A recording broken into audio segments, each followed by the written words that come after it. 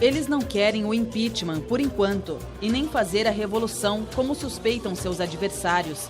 No momento, se contentariam em ver o fim da impunidade para envolvidos em corrupção.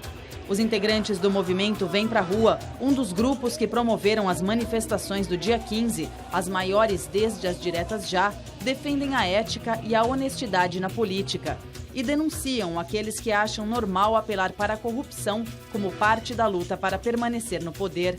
O porta-voz e um dos fundadores do grupo Vem Pra Rua, o engenheiro e empresário Rogério Schecker, é o entrevistado de hoje do programa Roda Viva.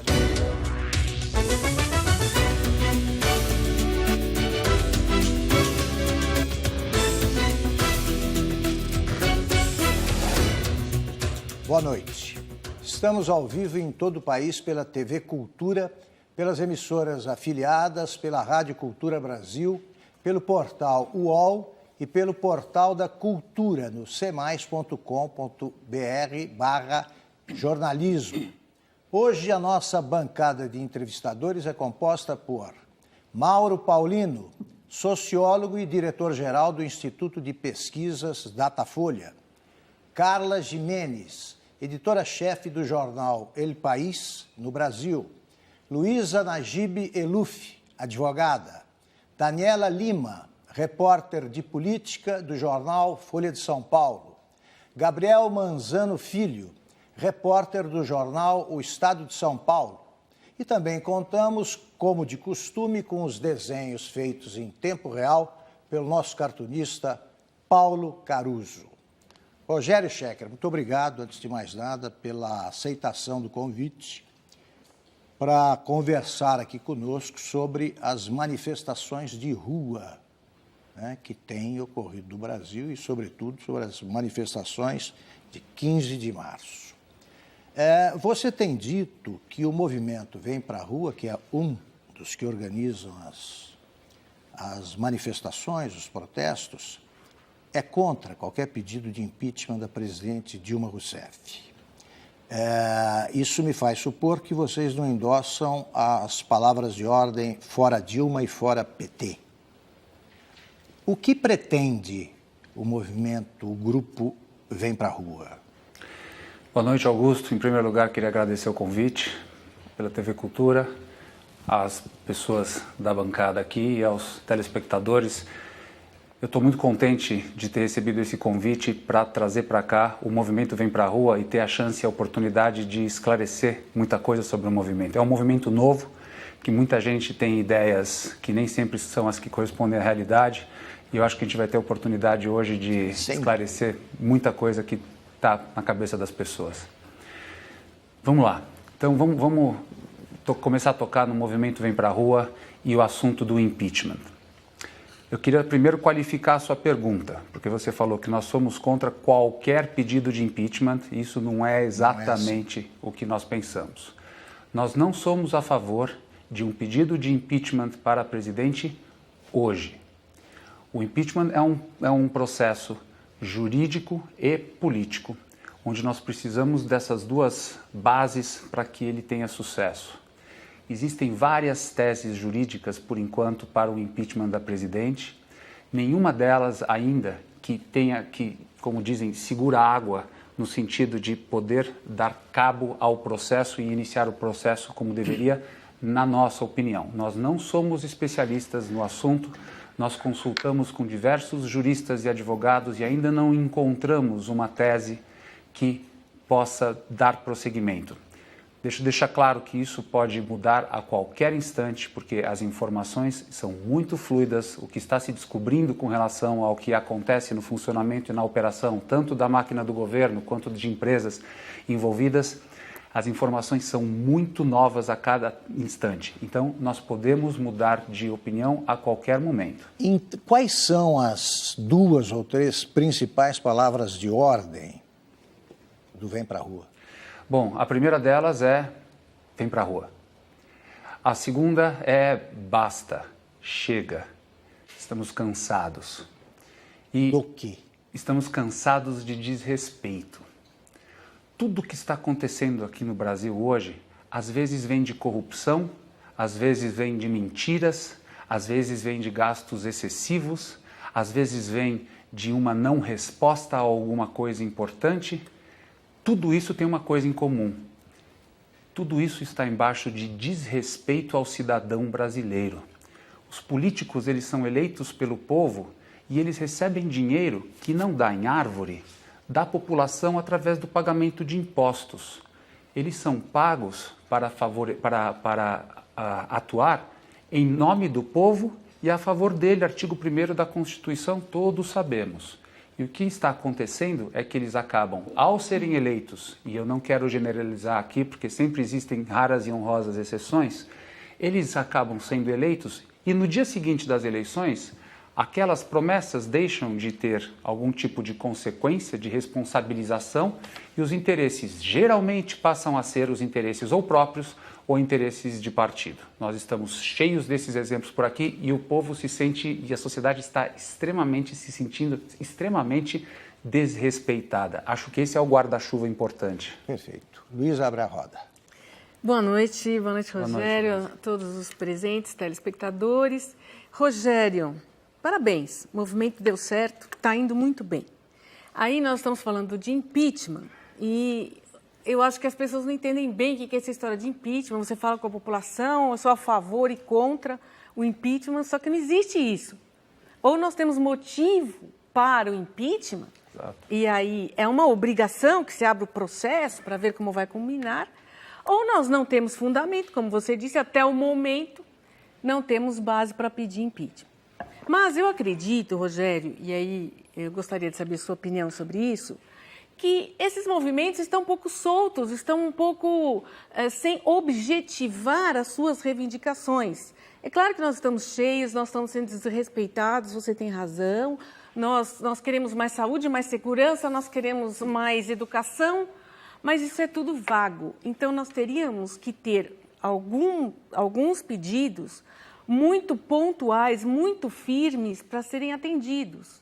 Até um pedido de que o Ministério Público se empenhe na investigação das denúncias que estão surgindo e que não se furte a investigar a presidência, até um outro pedido no sentido de coisas mais miúdas, mais palpáveis, mas que possam ser realizadas, como aconteceu com as passagens de ônibus, né? Tudo começou com um aumento um pouco maior, um pouco mais alto dos ônibus, e aí o pessoal saiu para pedir, não queremos o ônibus nesse preço. E, de fato, na época o prefeito voltou atrás e baixou a tarifa, voltou ao normal.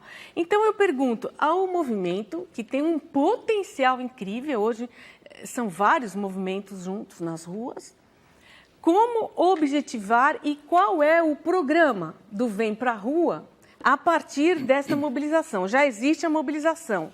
Agora vamos dar este passo, o segundo passo, o terceiro passo, vamos pedindo até chegar onde nós queremos. E onde nós queremos chegar? Perfeito. Isso coincide também com uma parte da pergunta que o Augusto tinha feito antes. Primeira coisa aí, Luísa, é que os movimentos, com a forma consistente como eles têm se apresentado, é um fenômeno novo aqui no Brasil. Isso. Então, geralmente, os movimentos passados, eles aconteciam, havia um pico de emoção, alguma coisa acontecia, aqueles protestos de junho de 2013, que eram, como você disse, muito focados no começo, mas depois também se dissiparam, e depois o negócio, depois de um mês, não havia mais nada. O Vem Pra Rua e alguns outros movimentos estão saindo às ruas desde outubro do ano passado. Então, já são 6 meses, por um ponto de vista, mas ainda são 6 meses. E é um processo de cidadania e de civismo que vai se desenvolvendo aos poucos. E eu acho que existem várias fases desse processo. Na primeira fase, as pessoas se mobilizam e começam a perceber que elas são capazes de fazer alguma coisa. E elas têm poder. E que elas têm poder, principalmente quando unidas. E eu vou falar hoje à noite aqui vários clichês, só que são clichês que são raramente exercidos pelo cidadão brasileiro, apesar de clichês. Numa segunda fase, as pessoas começam a se juntar em torno de temas comuns, de temas macro. E eu acho que agora a gente está começando a entrar numa fase onde os movimentos começam a ir atrás de objetivos mais pontuais, de demandas mais específicas. A gente não pode querer que num país que não tem um histórico de envolvimento popular constante de uma vigilância constante do povo sobre o governo, a gente vai, de uma hora para outra, já sair de uma desorganização total para uma organização com separação, definição de movimentos e definição de objetivos e definição em cada saída e manifestação. É um processo. Nós gostaríamos que esse processo fosse mais rápido, mas a gente respeita muito a evolução disso e como vai acontecendo. A gente só não pode se perder no meio desse processo. Mauro. Boa noite, Rogério. Boa noite, Mauro. Em outubro de 2014, no ano passado, nós fizemos uma pesquisa, a Datafolha fez uma pesquisa e constatou que 43% dos eleitores já tinham conta no Facebook. Isso já deve ter aumentado de lá para cá. Mais de 60% dos brasileiros têm acesso à internet. De que forma as redes sociais foram importantes na convocação da manifestação? E você imagina que seria possível, sem esses números, sem esse acesso atual dos brasileiros à internet, se seria possível mobilizar as pessoas da forma como vocês mobilizaram? Interessante a tua pergunta, Mauro, e é interessante a gente trazer uma outra informação que complementa a tua. O Brasil é visto, principalmente nos Estados Unidos, no Vale do Silício, onde novas empresas de tecnologia e digital nascem, ele é visto como um mercado muito particular. Ele é o mercado que melhor recebe inovações digitais, principalmente aquelas que envolvem algum aspecto social. Existem empresas lá que, mesmo não tendo lucro com produtos no Brasil, elas trazem os produtos para o Brasil para serem testados, porque eles sabem que, desse ponto de vista, o Brasil tem uma população vanguardista em termos de uso. Então, é interessante que, nesse ponto, nós estamos, de uma certa forma, talvez em hábitos mais desenvolvidos do que outros países e revelando tendências. Indo à sua pergunta, não seria possível fazer o que nós fazemos com a velocidade que nós fazemos sem as mídias sociais. Nós utilizamos intensamente as mídias sociais, não apenas para convocar, mas para informar.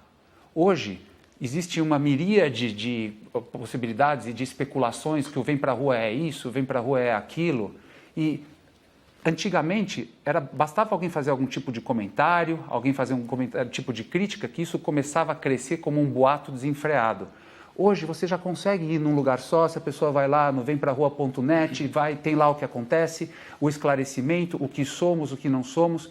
Então é importante notar que as mídias sociais elas não servem apenas para mobilização, elas servem para informação, esclarecimento e uma outra coisa extremamente importante para o movimento Vem Pra Rua, que é para a gente começar a aprender quais são as demandas do povo, da sociedade, o que eles querem, o que eles não querem, o que eles gostam e o que eles não gostam.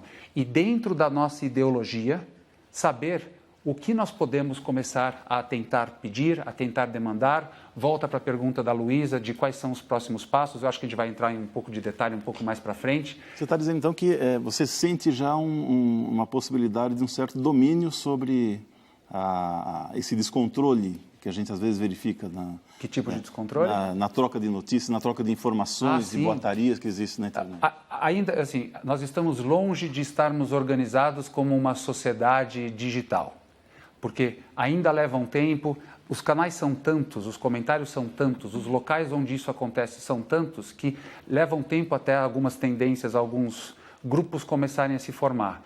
Mas nós estamos evoluindo imensamente no sentido de organização.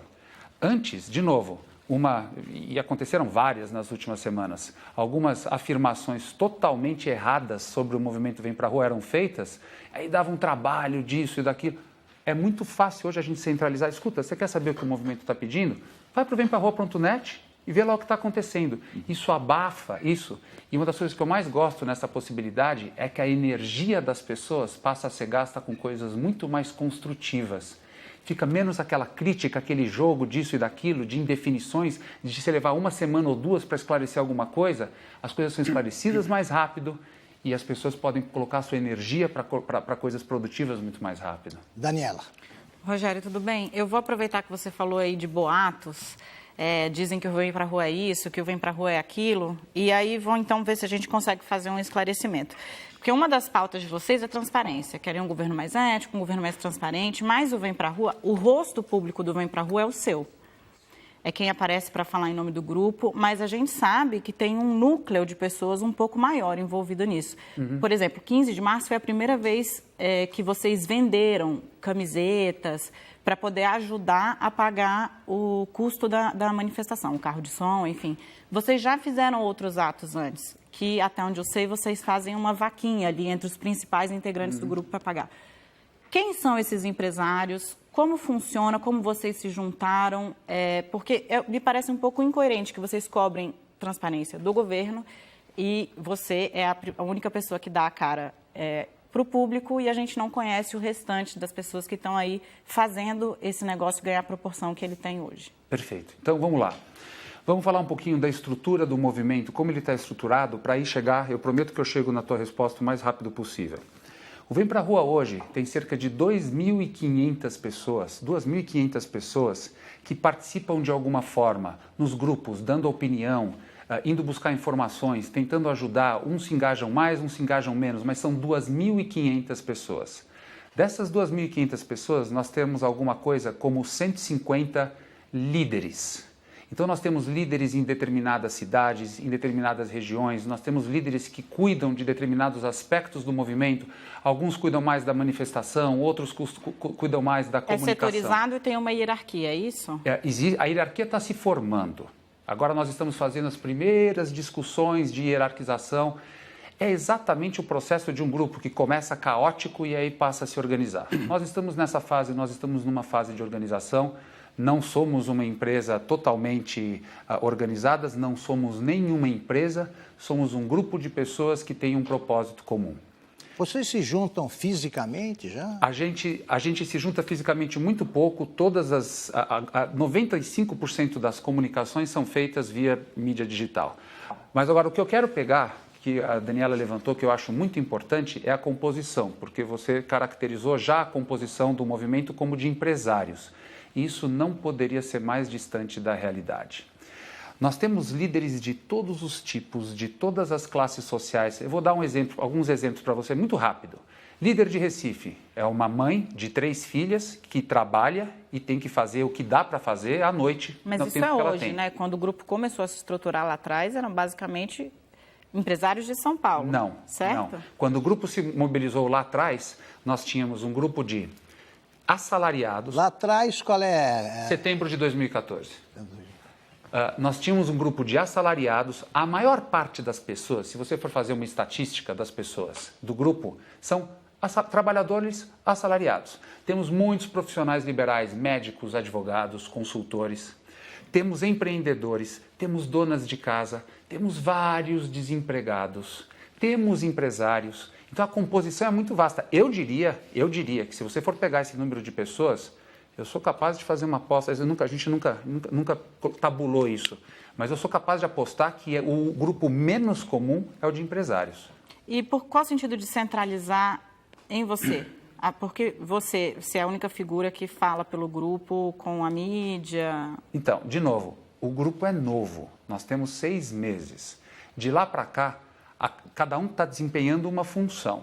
A quantidade de coisas para fazer, para tocar o movimento, é muito maior do que qualquer pessoa pode imaginar. Em algum momento, então, nós vamos conhecer o núcleo duro do Vem Pra Rua? Eu não sei se nós vamos conhecer o núcleo duro e a gente pode até entrar no assunto de por que você está caracterizando como uma falta de transparência, que não é bem a forma. Não, são anônimos, né? São pessoas que a gente não conhece. E muitas dessas pessoas que trabalham para empresas, muitas vezes preferem não mostrar o nome, não mostrar a cara, porque sentem algum receio de algumas coisas que podem acontecer.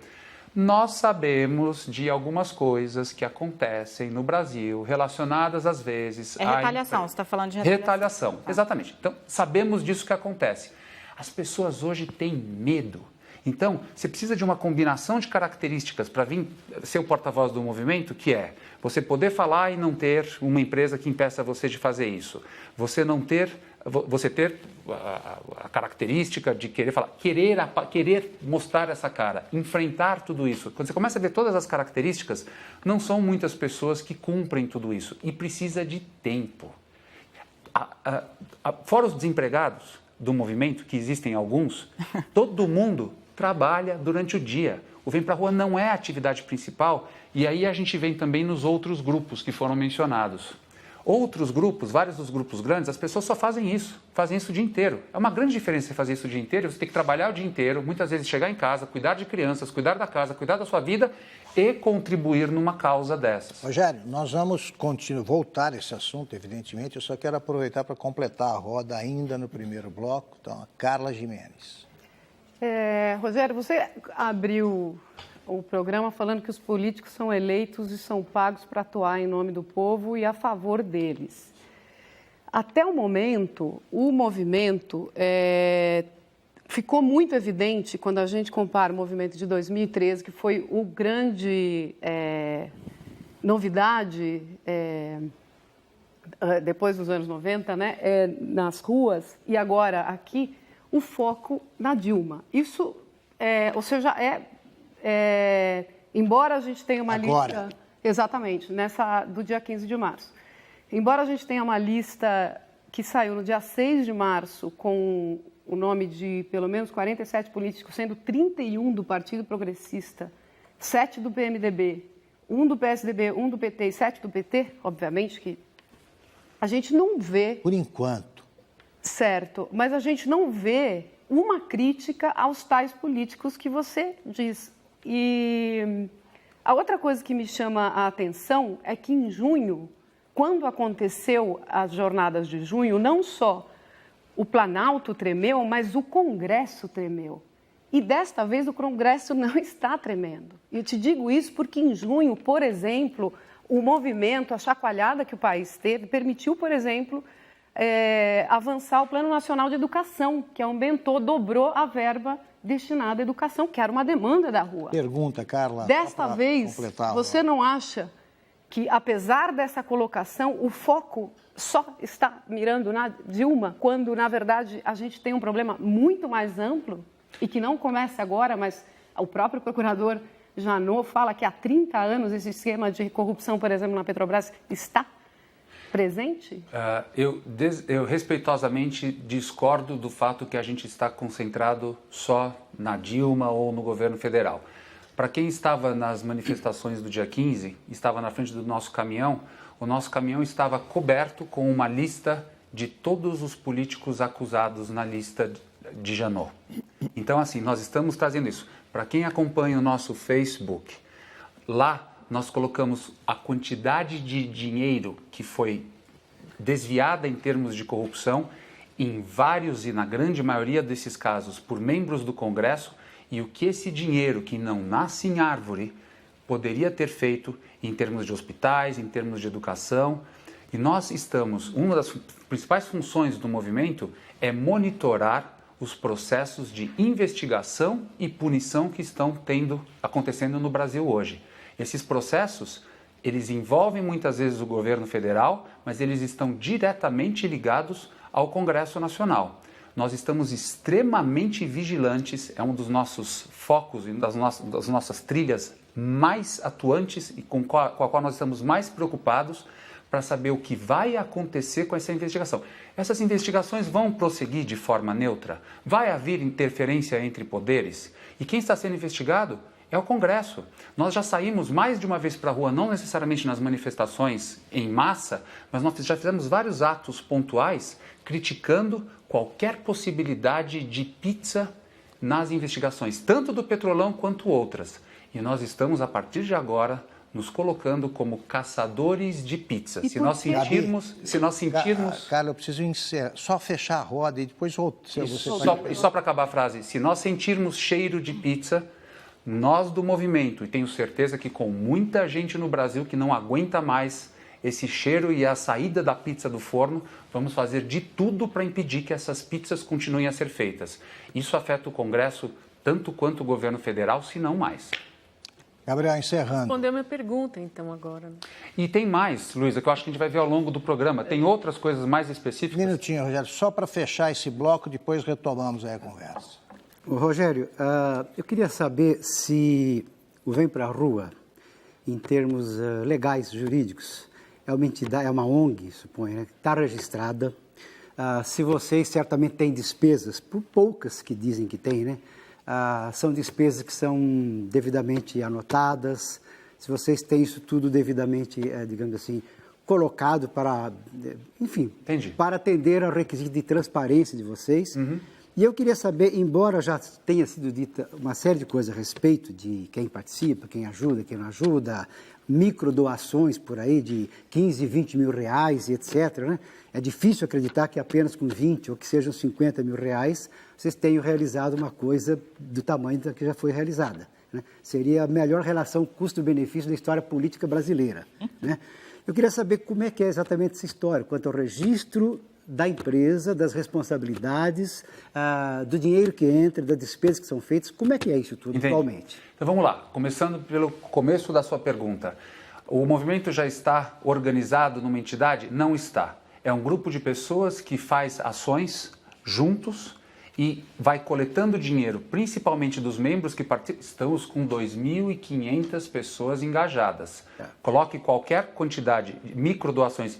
E para mim, microdoação não são os 15 ou 20 mil que você mencionou, não, hein? Que microdoações não, são... Eu estava falando do total que foi alegado. Sim.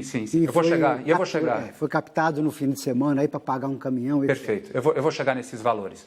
Então, com essa quantidade de pessoas e simpatizantes, porque tem gente, cada uma dessas 2.500 pessoas, muitas vezes tem um círculo de amigos, admiradores do que está sendo feito, porque ninguém aguenta mais, está torcendo para que apareçam as pessoas que façam alguma coisa, que começam a voluntariar. Cada 10 reais serve muito para tudo isso. Você começa a multiplicar, o negócio começa a ficar maior. Vocês têm uma maneira de controlar, já que é uma quantidade grande de gente dando pouco dinheiro? Isso. Então, aí, o que acontece? O que tem acontecido é que as pessoas têm se unido para pagar por coisas específicas. Então, tem uma pessoa que no dia 15 pagou por aquela bola do Vem Pra Rua que estava lá em cima. Tem uma outra pessoa que pagou pelos poucos seguranças que estavam lá, que eram as únicas pessoas pagas dentro de todas as pessoas que você via nos caminhões. Uma das coisas que esclarece um pouco isso, Gabriel, é o seguinte. A noção que as pessoas têm de quanto custa tudo isso, ela geralmente está errada. O aluguel de um caminhão de som... Para mais ou para menos? Para menos. O aluguel de um caminhão de som custa... A gente saiu 6 vezes às ruas, em movimentos de massa. Fora a última vez, eu já te passo os valores da última vez, os caminhões de som custavam R$ 2.500. R$ 2.500 para o caminhão de som. Quanto que vai se gastar com faixas, cartazes, pulseiras de identificação? Era o aluguel por um dia inteiro? Era o aluguel, se não me engano, são 6 ou 8 horas, não é o dia inteiro. Okay. E pode-se verificar, isso custa R$ 2.500 para pegar um caminhão. Esse último caminhão do dia 15, como a Polícia Militar mudou o esquema de segurança, nós fomos atrás de um caminhão muito maior, por causa da estrutura que ele precisava, da quantidade de pessoas que a gente estava vendo. Esse foi o caminhão disparado mais caro que a gente pagou de todas as manifestações. Ele tinha 21 metros de comprimento. Ele custou R$ 9.500. Com mais R$ 10.000, você consegue cobrir todos os custos que envolvem diretamente uma manifestação dessa. Nós recebemos de doações por camisetas, nessa última manifestação, cerca de R$ 20.000. Só camisetas, eu não estou pensando nas contribuições que os outros fazem. A ordem de grandeza, e eu entendo a tua dúvida, a ordem de grandeza é muito inferior do que as pessoas pensam. E é, sim, a melhor relação custo-benefício da República, porque o que a gente está usando é o voluntariado das pessoas. As pessoas estão tão indignadas, tão cansadas, que elas fazem o que der, no tempo que der, sem ganhar nada, com afinco, com energia. Elas estão doando horas de sono e tirando horas da família para fazer isso. Parece o PT no começo, né? Vamos agora para um rápido intervalo e voltamos já com Rogério Schecker, porta-voz e um dos fundadores do grupo Vem Pra Rua.